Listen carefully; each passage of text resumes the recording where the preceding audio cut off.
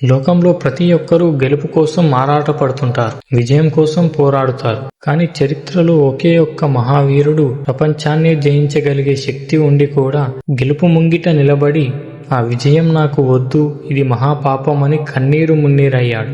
అధికారం కోసం ఆత్మీయుల రక్తం చిందించాలా, లేక ధర్మం కోసం బంధువులను వదులుకోవాలా? వీటి గురించి తెలుసుకోవాలంటే మనం భగవద్గీత 1వ అధ్యాయం శ్లోకం 45లోకి వెళ్దాం. ఈ శ్లోకంలో అర్జునుడు అత్యంత వేదనతో శ్రీకృష్ణుడితో ఏమంటున్నాడంటే, అయ్యో, మనం ఎంతటి ఘోరమైన పాపం చేయడానికి సిద్ధపడ్డాము. కేవలం రాజ్యసుఖం మీద ఉన్న ఆశతో మన సొంత బంధువులను చంపడానికి మనం సిద్ధపడ్డాం. ఎంత విచారకం! ఈ శ్లోకంలో మనం గమనించాల్సిన కీలక అంశాలు ఉన్నాయి.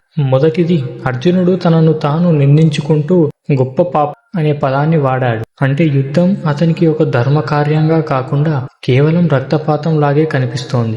రెండవది, రాజ్యసుఖ లోభం. దుర్యోధనుడికి అధికారం మీద ఉన్న పిచ్చి ఆశే ఇప్పుడు తమకు కూడా ఉందా అని అర్జునుడు ఆత్మ విమర్శన చేసుకుంటున్నాడు. సుఖం కోసం శాంతిని బలి ఇవ్వడం మూర్ఖత్వం అని అతను భావిస్తున్నాడు. మూడవది, ఆత్మజ్ఞాని అంటే ఇన్నర్ గిల్ట్. యుద్ధంలో గెలిచినా తన మనస్సు ప్రశాంతంగా ఉండదని, తన వారిని చంపి పొందే సింహాసనం ముళ్ళ కిరీటం అవుతుందని అర్జునుడు భయపడుతున్నాడు. ఒక వీరుడిగా ఉండాల్సిన పట్టుదల పోయి ఒక సామాన్య మనిషిలా మోహంలో చిక్కుకున్నాడు. తన కుటుంబ సభ్యుల ప్రాణాల కంటే ఈ భూమండల సామ్రాజ్యం చాలా చిన్నదిగా అతనికి అనిపిస్తోంది. ఈ శ్లోకం మనకు చెప్పేదేమిటంటే, మన జీవితంలో కొన్నిసార్లు చిన్న లాభం కోసం లేదా ఒక మెట్టు పైకి ఎక్కడం కోసం మన విలువలను, మనకు ఇష్టమైన వారిని పక్కన పెడుతుంటాం. ఆ సమయంలో అర్జునుడిలాగే ఆగిపోయి, నేను సాధిస్తున్నది దేనికోసం, దీనివల్ల ఎవరికి లాభం అని ఆలోచించడం చాలా అవసరం. అయితే అర్జునుడు ఇక్కడ మర్చిపోతున్నది ఏమిటంటే, ఈ యుద్ధం కేవలం ఆస్తి కోసం కాదు,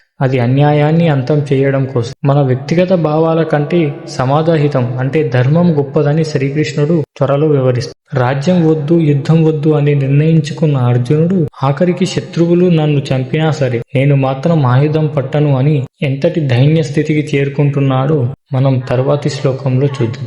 హరే కృష్ణ.